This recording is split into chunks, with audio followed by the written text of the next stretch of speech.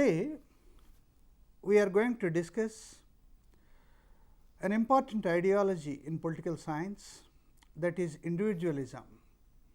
As we all know, there are certain ideologies that discuss the functions of state in political science. These ideologies include individualism, fascism, anarchism, Marxism and Gandhism. These are some of the important ideologies. Among them, the individualism gives more freedom to the individual. It focuses on the rights of the individual and it wants a minimum state. The state interference in the human freedom should be minimized according to individualism. The second important ideology is fascism. In fascism, the argument is the state should have more powers and individual should have less freedom, and the freedom of the individual is always controlled by the state.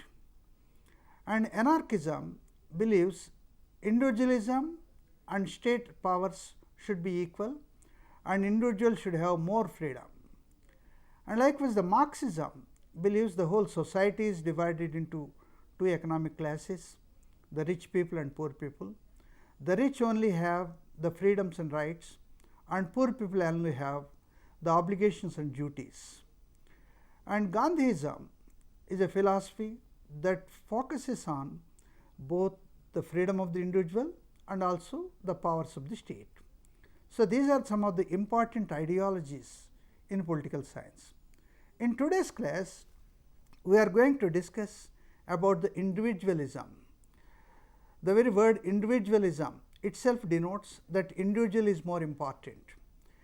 In the French language, this is called as laissez-faire. This theory is called as laissez-faire theory. Laissez-faire theory believes the individual should be left alone.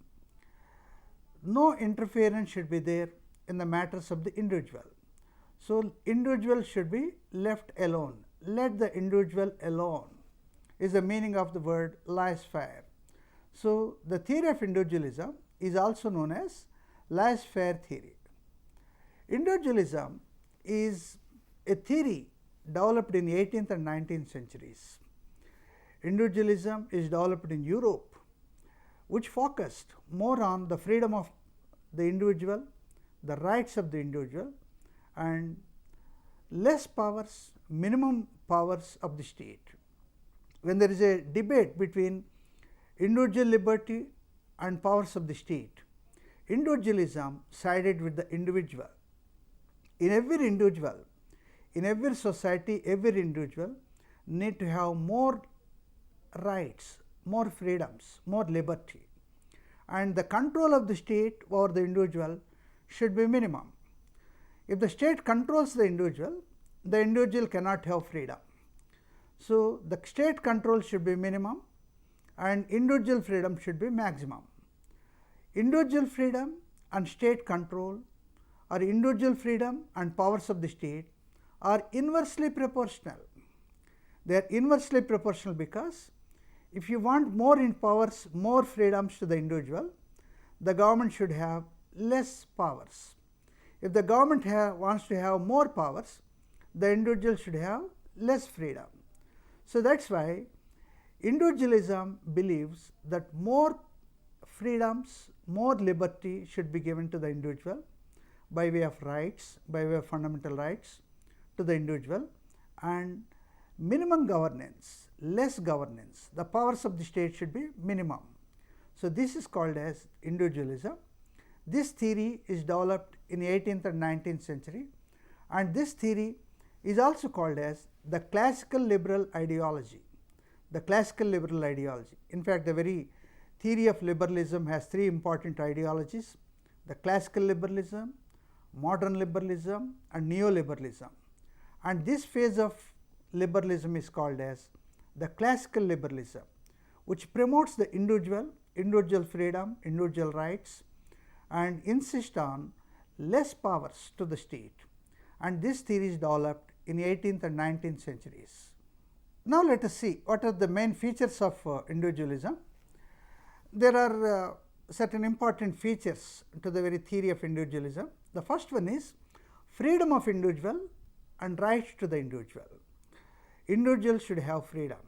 Without freedom, an individual is as good as a slave.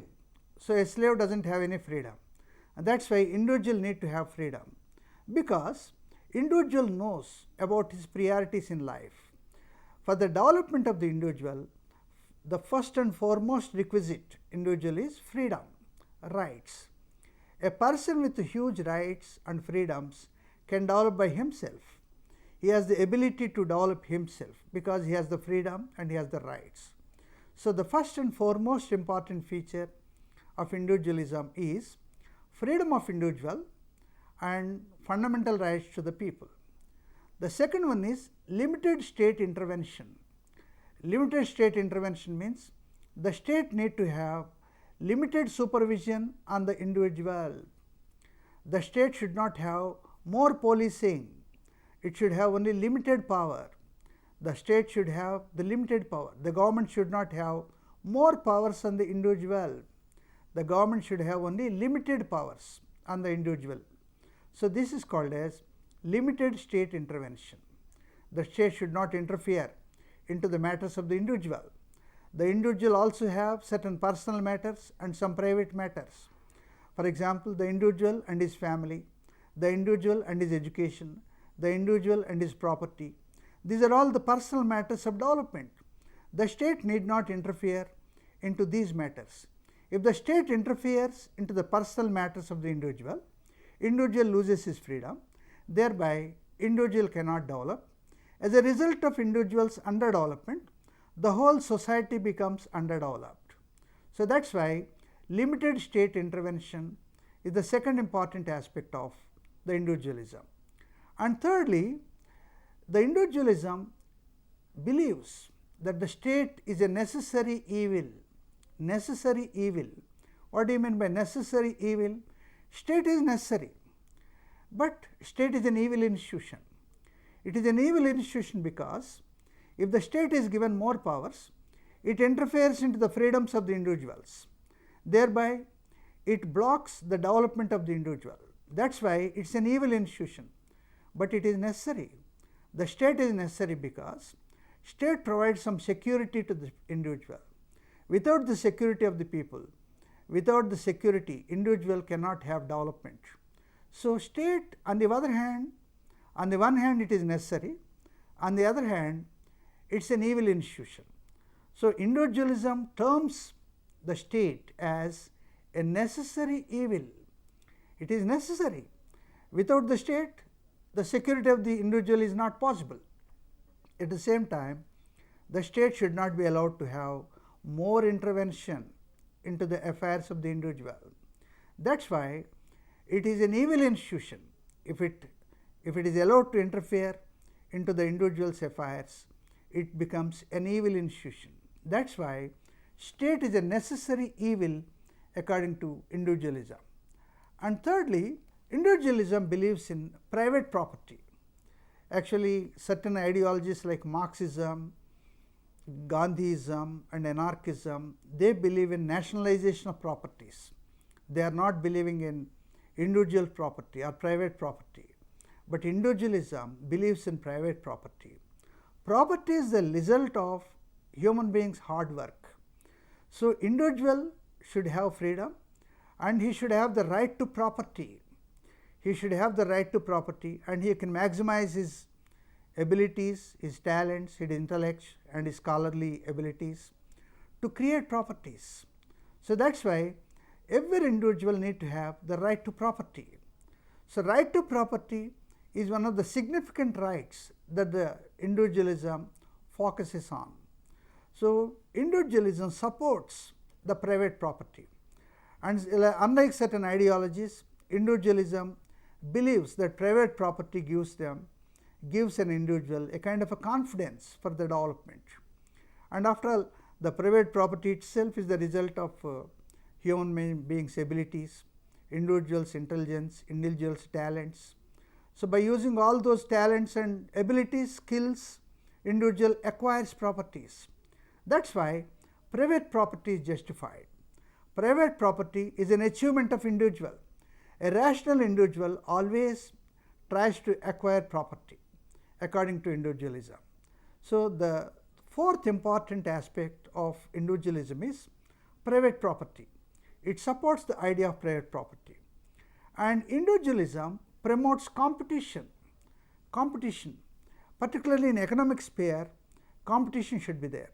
Competition between the individuals, competition between the companies, competition between the industries, competition between the investors, competition between the markets.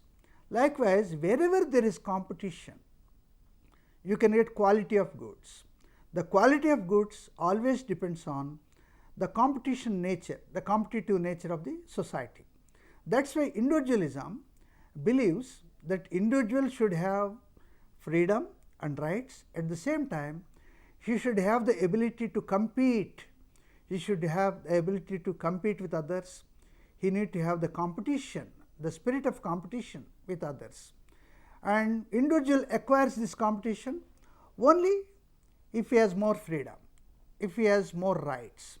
Without freedom and without rights, the competition levels of the individuals will fall down.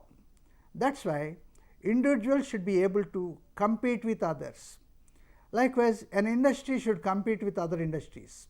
A market which should compete with other markets.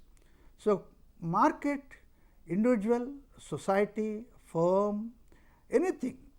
Individualism believes that competition only produces the quality of goods, the quality of services, the quality of goods, the quality of manufacturing, anything depends on the individualism and the idea of competition. And lastly, individualism believes in rule of law. What do you mean by rule of law? Rule of law means ruling the country or governing the country by using the laws. Without law, no government should be there. That means the government should provide fundamental rights to the people through certain written guarantees. With written guarantees, for example, the Indian Constitution has guaranteed fundamental rights to the people. These are the written guarantees that are given by the Constitution of India to the people. So, unless there are written guarantees and written laws, the administrators rule the country according to their wishes and whims. That will lead to dictatorships, that will lead to more powers to the state. That is why individual should be ruled. The administration of the individual should always be based on the rule of law. Rule of law is the hallmark of individualism. Now, let us see what are the features of individualism. Once again, the freedom of individual and rights is the very idea of rights and liberties are propagated by individualism in the modern age. That is the first and foremost important character of individualism. And secondly, limited state intervention. The state intervention should be very limited. And thirdly, the state is considered as a necessary evil. It is a necessary evil. It is a necessary because without the state, the security of the person is not guaranteed. The security is there only when the state is there. The security also provides development to the individual. Development and security go hand in hand. Wherever there is development, there is security. Wherever there is security, there is development. So, the state is an agency that provides security to the people. That is why state is a necessary institution, but state is an evil. It is an evil institution because given a chance, the state interferes even into the private affairs of the individual also. That is why the state should not be allowed to interfere into the private matters of the individual. So, it has the nature of interfering with the individual lives, individual private matters. That is why it is a necessary evil. It is an evil institution. Sometimes the state asserts itself and becomes a dictatorial state. It asserts all its powers by itself. In such a case, the state becomes a repressive state, and when the powers of the state are increased, the individual's freedoms will fall away. So, that is how state powers should be limited, and state is considered as a necessary evil. It is necessary to the extent of providing security to the individual. It is evil to the extent of interfering into the individual's private matters. That is why they regarded the state as a necessary evil. And individualism also provides private property. Private property is the basic right of the individual, and individualism supports the right to property of any individual in the society. And it elaborates the right to property, saying that property is the result of the individual's hard work, individual's talents, individual's skills, individual's scholarly abilities. So, it is the result of individual's choices, individual's priorities, individual's skills. So, every individual need to have the right to property, and the state should not have any claim on the individual's private property.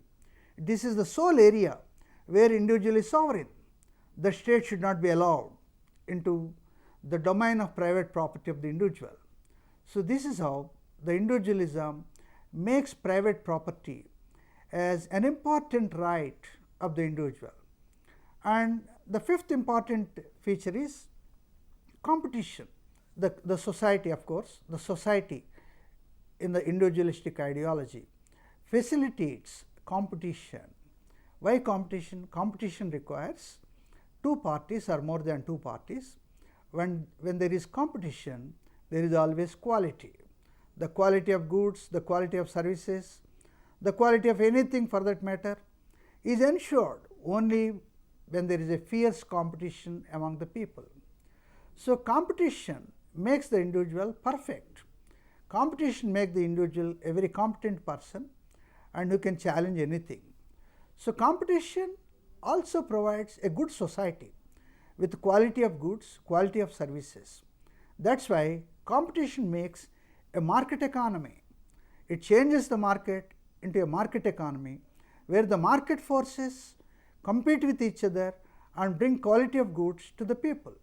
That is why individualism believes in market economy, and it wants to establish the whole economy into a market economy, made by the agriculture, made by the industry, made by the services, banking, insurance, real estate, transport, any sector of the choice.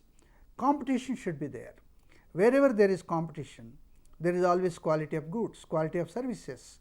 So, individualism believes that individual shines, individual prospers only when there is an environment of fierce competition and perfect competition, and that perfect competition makes the society a market oriented society, where the market economy decides the social forces.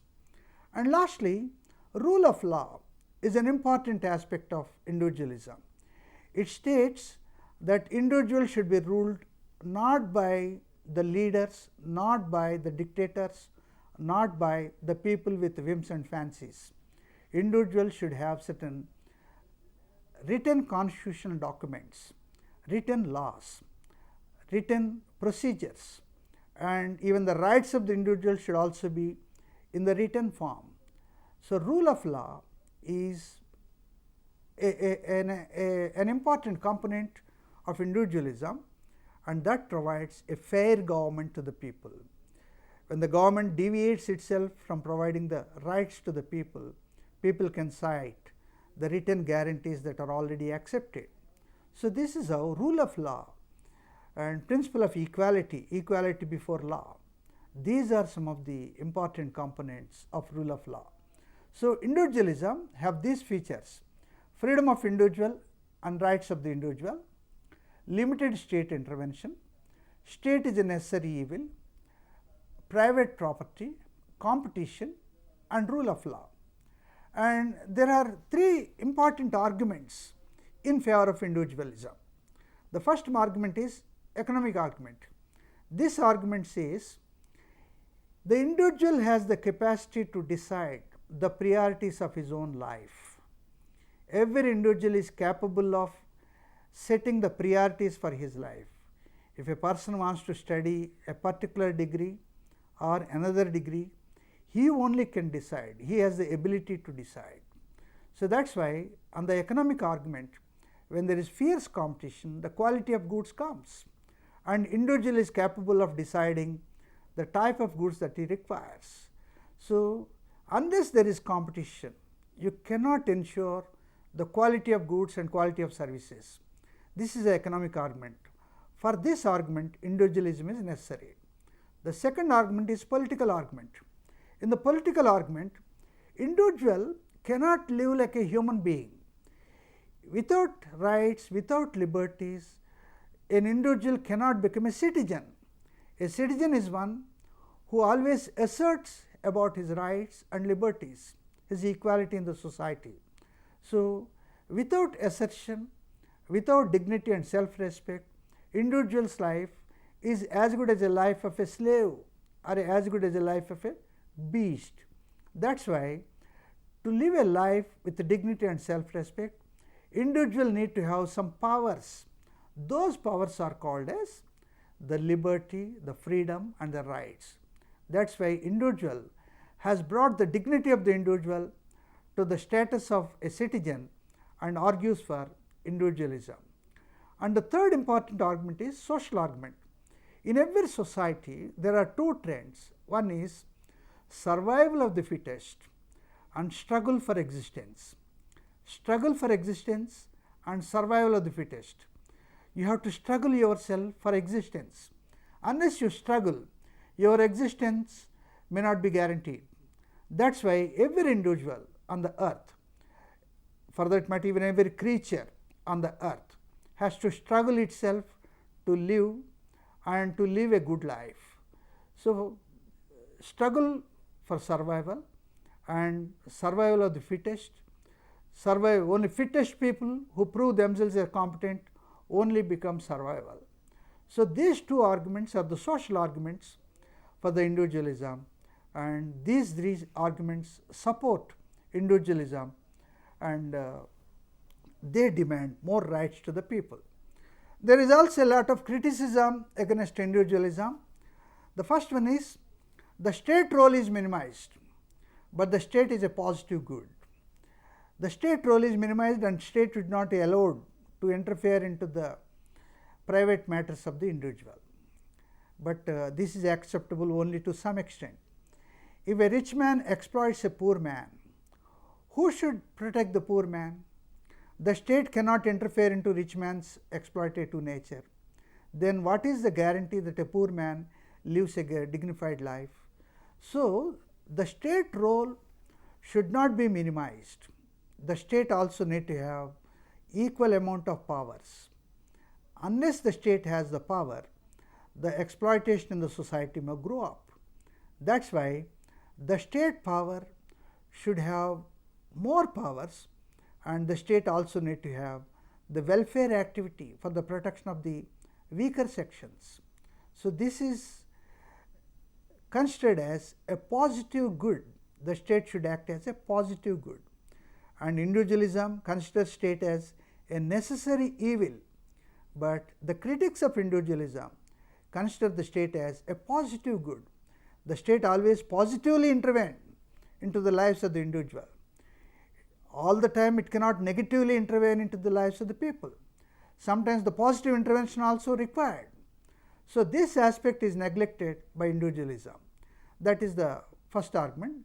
And second argument is state is required for welfare. All people are not created evenly or equally. There are social inequalities, economic inequalities, cultural inequalities, racial inequalities in the society. In such a case, the people who are facing historical oppression need to have protection, need to have some reservations. So, this is how state is required for welfare, but individualism opposes the state role as a welfare state. And thirdly, individualism encourages open competition, but sometimes open competition also cannot be facilitated. You cannot make two unequal partners compete each other. Competition is required only when the partners are equal. When the two partners are unequal, When an upper caste man and a lower caste man are asked to compete each other, the upper hand is always the upper caste man. So that's why open competition is always not necessary, particularly in a society where the social inequalities, economic inequalities, cultural inequalities are very rampant. So that's why open competition of individualism is criticized by many scholars. And rights require duties and reasonable limitations. Individualism forgets about this. Individualism always insisted upon the rights of the people, the liberties of the people, the equality of the people, and all these things, but it conveniently neglects, it maintained a strategic silence on the duties of the individual, on the reasonable limitations on the rights of the individual. If all people are given equal rights, the rich man uses the rights more effectively than the poor man. So in such a case, certain reasonable limitations should be imposed on the rights of the rich people. So reasonable limitations for every right is called as a civil right. So we require civil rights and civil liberties with certain reasonable limitations, but individualism doesn't accept this. So in spite of these arguments and features, individualism is very significant, because soon after the Middle Ages, individualism has brought into the individual as the center of all the process, and it made the individual as a sovereign of the society, and it established the individual as a person who can effectively change the society, and individual with rights, liberties, freedoms, equality and other values, political values and moral values will definitely establish a wonderful state and wonderful society. And individualism centered the individual at the center of the society and all the processes, and individual becomes a master over himself, his body and his thoughts. That's why individualism is a political philosophy that is accepted by all, and fortunately individualism has transformed itself, its ideology, into modern individualism and neoliberalism. And there are three strands in liberalism in the latter stages.